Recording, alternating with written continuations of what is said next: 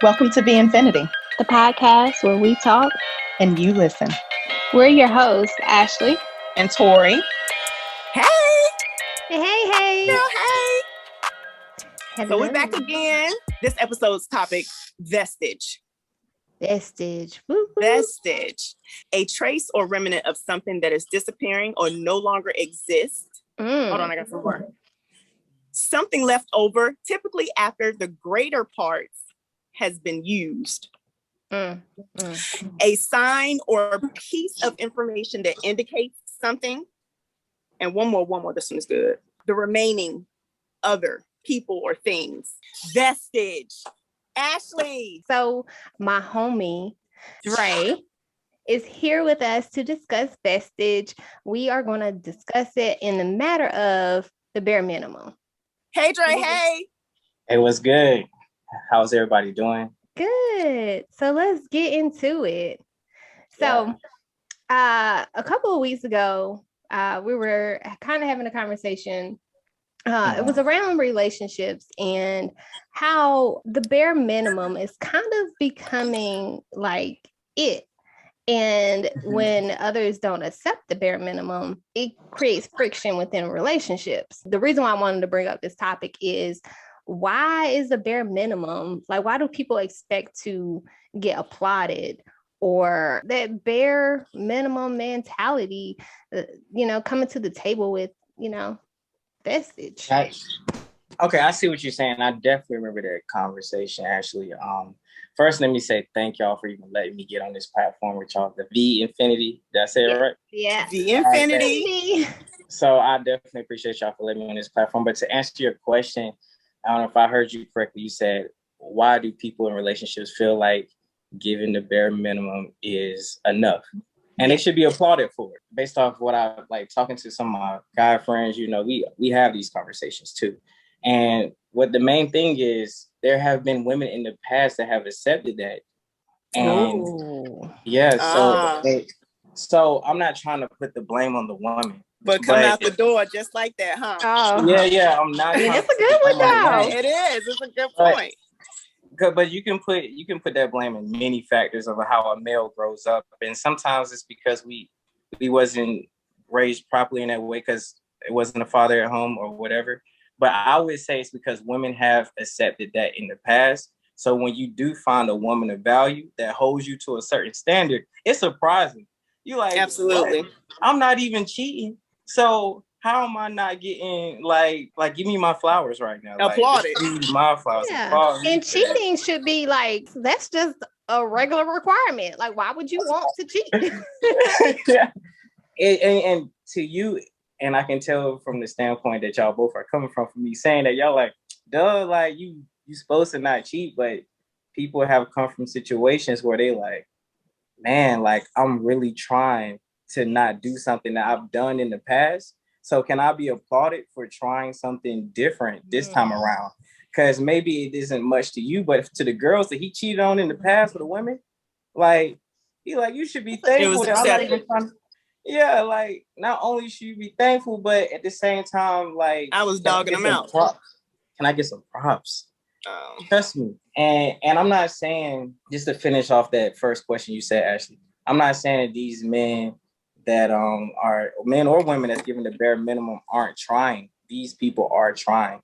It's just that they want to be applauded for what they feel like they have done better than their last relationships. So when you applaud that, does it mean that you're also accepting it just like the women in the past did? No, if I celebrate, hey, you're not cheating, then like, you know what I mean? Like, why should I be celebrating something that you're not supposed to do?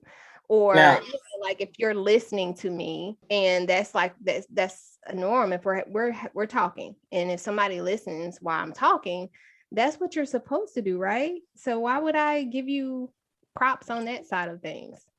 I see what you're saying. And of course we just using cheating as an example, because it could be many things. Like you said, it could be listening. Like, girl, I listened to you. I didn't listen to nobody else. But a date night or like actually going out. I mean, exactly. It's surprising like how many people accept, the whole, oh, we're going to chill at home and, not necessarily go out or be seen out, anything, like even birthdays. Like there are some people that are in relationships and they may not get a birthday card. That's when you have to know your partner. You know what I'm saying? Because at this point, if you start to notice things that your partner isn't doing, y'all probably been together for a good enough time for you to start noticing some certain behaviors like, oh, he or she really wants me to applaud them for this. I would say if you know your partner and know how they're motivated, because all this stuff translates into other things. I don't know if we're going to touch on that. Languages. Yeah. Like maybe the affirmations. For me specifically, I am words of affirmation. So, every now and then I like to be pat on the back with words. I ain't gonna lie. That's my love language. And I feel like if positive reinforcement is what your partner needs to get to that next level, then I think it's something that y'all could compromise on if that's truly somebody you want to be with. Absolutely. The least you can do. Yeah, the least you can do. It's compromise. Compromise. So maybe you might have to go out of your way to be like, you know what, babe, this week, I like how you surprised me with flowers on a Wednesday. Even though you like, shit, he's supposed to give me flowers. Like, come on, I'm 5-star. I'm the baddest thing out here. Yeah. Like, he's supposed to do this. But at the same time, dudes just like hearing that sometimes. You know what I'm saying? Okay. So I get where it can be coming from. Like you said, sometimes men don't get that understanding of this is what you're supposed to do because either they didn't have a father around or women in the past have accepted that type of behavior. And so it's a big jump or a big leap, on their side of things. I kind of have like a little theory of my own as to why it happens as well. Would love to hear it. So just hear me out for a second. So I feel like it has been a cultural shift from a generational standpoint, because I also think like we grew up, and I'm saying we as in I hate this word too, but millennials grew up in a trophy generation. Like they threw that in our face, like they didn't create it. Like we got awards for participation. So I kind of feel like that some of that stems from the fact that we've gotten participation trophies. And even from a woman's standpoint, like women are starting to do the same thing. Like, oh, I cook, so you should be happy that I come home and cook, or and I'm not saying that that's the thing for women, like we're supposed to cook, because I know that's a shared duty. But okay, I wash clothes, I did this, and it's like, okay, that's something that you have to do for yourself anyway. So why are you wanting applause for that? And I think it comes from that because people are so used to getting their flowers or their roses while they're doing bare minimum stuff. Like you said, the acceptance part of it from other parts of the relationship, that they're expecting the same exact thing in every aspect of their life, including their relationships. So if we're not doing that, if we're not awarding someone from doing the bare minimum, does the partner even know what that is? Are y'all as women saying this up front? Yo, I ain't gonna lie. This is how I like to be treated. This is, what I expect. I grew up in a 2-parent household and my father did this, because usually it's your father that tells your daughters how to find love and where to find this love at. So I'm just from y'all perspective, do y'all explain to your partners what the standard is first? Because we don't agree with mine.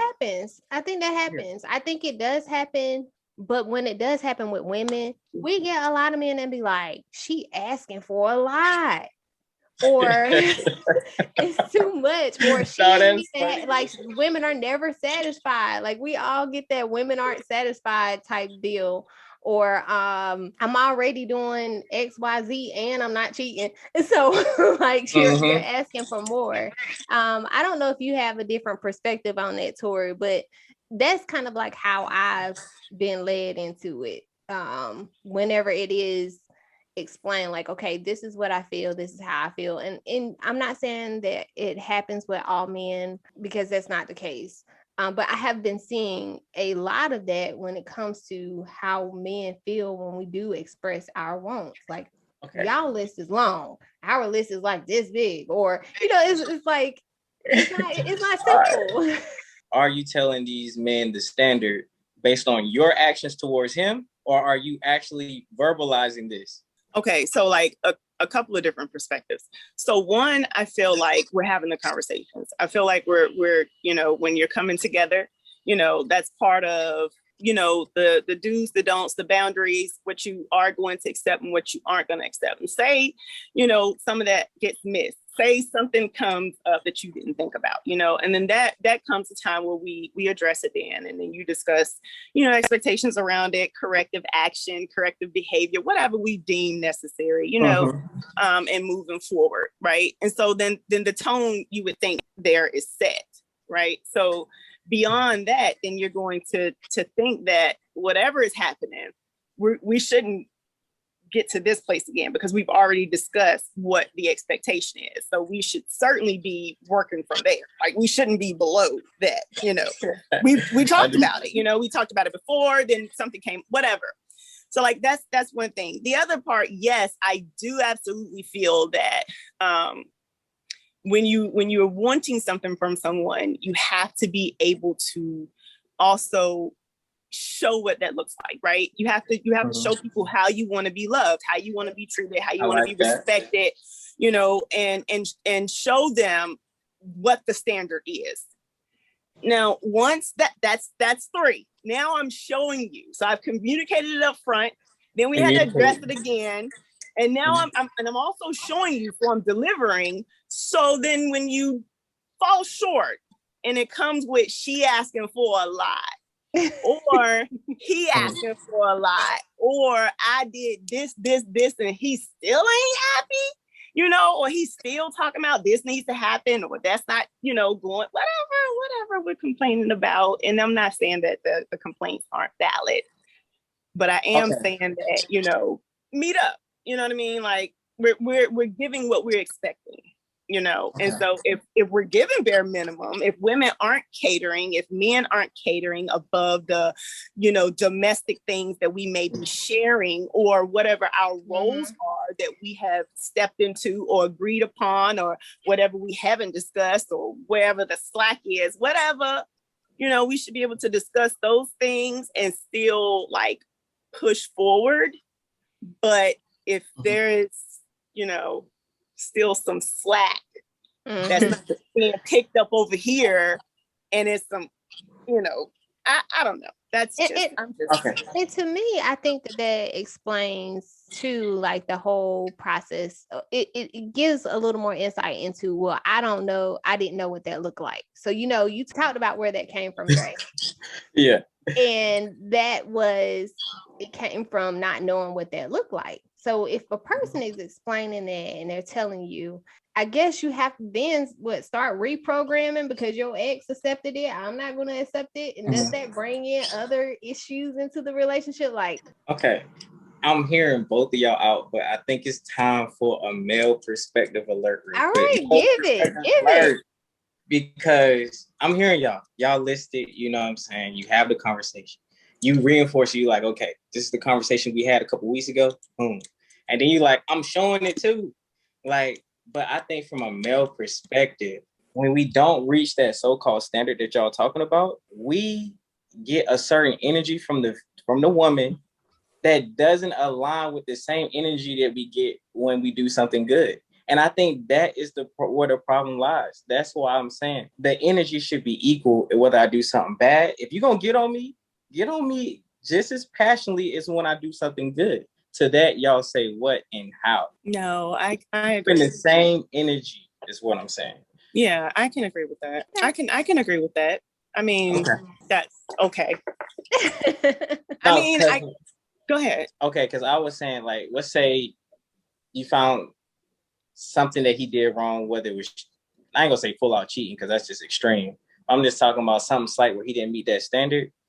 If he was having a really good week or a good month, I need that same passion. Like, oh my God, babe, you really doing it this week, this month, or whatever. And then that would give y'all liberty to go as hard when he does something bad. So you're probably saying not though. So you're saying probably like not. Like I'm gonna give you props and praises and all those things. I need the but same like energy. no. See, that's no, where we're not gonna be good boy. Yes. No, we're not. No. Yes, babe. All that. I mean, that's but I hear what you're saying, Dre, but I think that's one of those things that's the bare minimum. We should be doing that equally. We should both be doing that. We should be cheering you on if you're for looking greatness. for it, then yes, you are also going to like demonstrate what that looks like to me, and I should be able to reciprocate that. That's okay. And if I'm not, then you need to be like, boo, you didn't recognize me when I did X, Y, Z. You just need to go ahead and call it out right then and there. But don't wait till you do something. And I'm like, hey, get back. See, Tori, you see that energy? You didn't even praise me for what I did 2 weeks ago. You see that passion that you just displayed just now? That's that same passion I need when he doing something good. That's what all I'm saying. And I get that. I get that too. Like I get reinforcing the goodness when it happens and you're doing well. It will change the whole landscape. I get that. But when there's no goodness but bare minimum, then what? Like if that's the only thing that you come into the table with is the bare minimum that is good, then what? Okay. So let's shift the conversation to what happens when they're consistently given the bare minimum, right? Okay. All right. They don't need to be around. That's when they work themselves out of job. Okay. I would say it starts off with self-love from that human being, right? If you consistently getting bare minimum, I don't even think it's your partner's fault. I think you need to look in the mirror first and know how you should be treated. That's a self-love. Know what it is about your creepy, where your standards at. What it is about your ass pussy. You know what I'm saying? What is it about your age?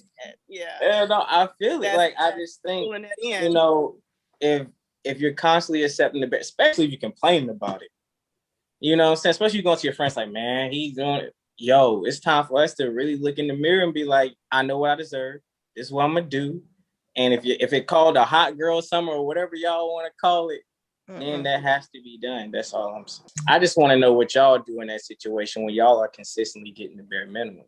So maybe the dudes will know how they will be held accountable out here, because most of us don't. If I'm getting the bare minimum, I'm gonna address it out the gate.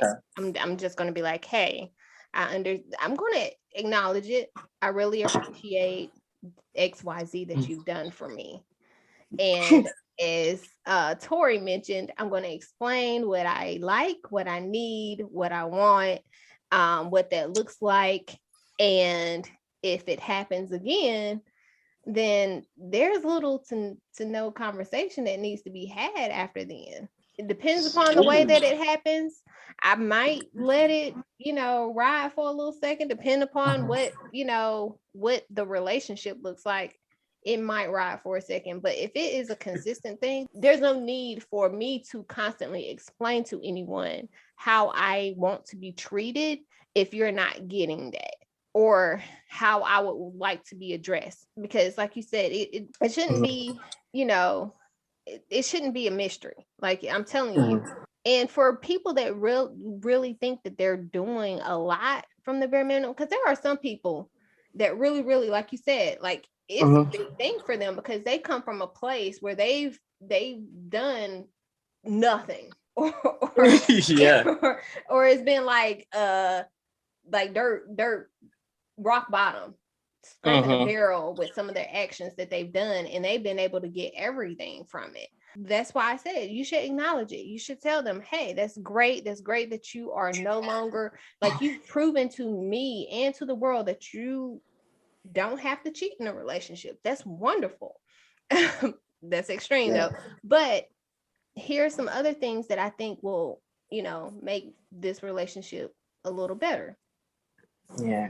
And by listening to that, I was hearing like, okay, like if they consistently doing bad, then you was pretty much saying, tell me if I'm wrong. You was like, okay, it's time to move on, because based off both of what both of y'all have said, it's 1, 2, 3. I've went through all the steps, but in everything that I've heard, I haven't actually heard like any way to help that person.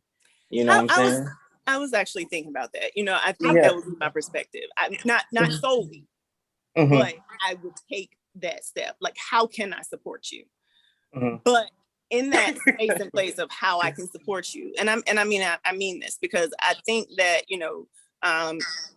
there are various reasons as to why people don't show up, and I think you have to get to the root cause of why someone's not showing up, and we have to recognize that we're not showing up and be able to pinpoint the signs of what that looks like, and then bring it to the table. Like, what is it that you want me to get? What is it that you're wanting to to show me, to share with me, and I can share with you what I'm getting on my end, and then we can talk about that, and then we can talk about how we can move forward. You're like, are we moving forward together? Are we moving forward separate? Do you need time? Can I, is this something we could do together? Are we gonna, whatever? I feel like I think that there are many ways to get to that if you deem that that's where you want to be and you want to do the work and you're committed to that and that kind of thing. But there is still going to be like that space and place where that person either shows up or they don't. Like, I don't know. And I think we're talking, if we get into like years and years and years, like, then you're kind of committed to being there, and you should really kind of just like shut the hell up, because you're not making any changes. You started so that. Accepted you it. You know what I it. mean? Yeah. This is where we are. You're not gonna go. You're not gonna leave. Right. They're not gonna leave. So you've kind of agreed to be there. So then, if the nagging is what's the problem, then perhaps stop nagging. And then we can all just kind of get along, because you've already decided that you're and start showing up for yourself. Start showing up for yourself. I totally agree with you, Tori. And I kind of lump that into showing that person what that looks like. Sure, right. As far as like how that's showing up is. I can see that. And that's kind of how I felt as far as like helping them. But I do like making sure that the focus is on what that root cause is, and if that person has anything that needs to be resolved in order to show up or to come to the table. Right. So, yeah. Okay. Because like from what I've been hearing, and I really appreciate y'all perspective on this, because I'm learning. I know it seems like I'm giving my own ideas, but I'm definitely soaking in. I appreciate it. Yeah. And one thing I have seen that we are aligned on is communication is pretty much the foundation of everything that we're talking about. Absolutely. Yeah. But okay, I just wanted to like I said, I want the woman perspective. It's woman perspective alert time, you know what I'm saying? So what about for the women that likes to be in a relationship with a man that they can build, so to say, a project? And in that sense, you would come into a situation where he's doing the bare minimum and doesn't even know it. Have y'all been that woman before, where y'all like to build, or do y'all like an already made man where he already understands the standard in relationships? Okay. We kind of touched on this not too long ago when we were talking about, why we want to get married. So the thought came up regarding women being nurturing beings. Like, we're naturally nurturers. We and our guest at the time, who is an educator, she has a PhD, and her view on things was that Black women were the core and the foundation of the Black nations. And from there, we are, we're constantly building, we're constantly like putting into individuals, into our children, into our communities, into everything in order to make it stronger. And so like that can manifest in different ways when it comes to relationships, whether it is getting in relationships with men that need mothering, as you've kind of like pointed out, or need project, fixing. A lot of that comes back to, for one, knowing yourself. Like you pointed that out earlier too. So if you're constantly getting into relationships where you need to build up a man to be whatever, you need to know whether or not that's something that you're willing to accept. I'm not saying there's anything wrong with it. Sometimes, women do that and they have a problem with it after it's done, said and done. Oh, I built him up to be this person. He's gone now that he's on his own, that. And then some women have a problem with it when they get into the relationship and they realize, like, I'm the only one pulling weight within our relationship. Like, he's not doing this. I have a man child. But ultimately, you need to figure out, for one, what you're willing to accept. Two, you need to understand, like, where that man comes from. And if that man is truly, like, missing out on something from his past, like whether he didn't have a mother around, whether or not he doesn't know what healthy relationships look like, all of that stuff, and what you're willing to bring to the table with any of that. And then you also need to understand what if he is going to be that person, if he is that person, or if he has the resources to be somebody else, and if he's willing to show up as Tori mentioned, or is there no need for him to be there after you constantly tried to help him show up?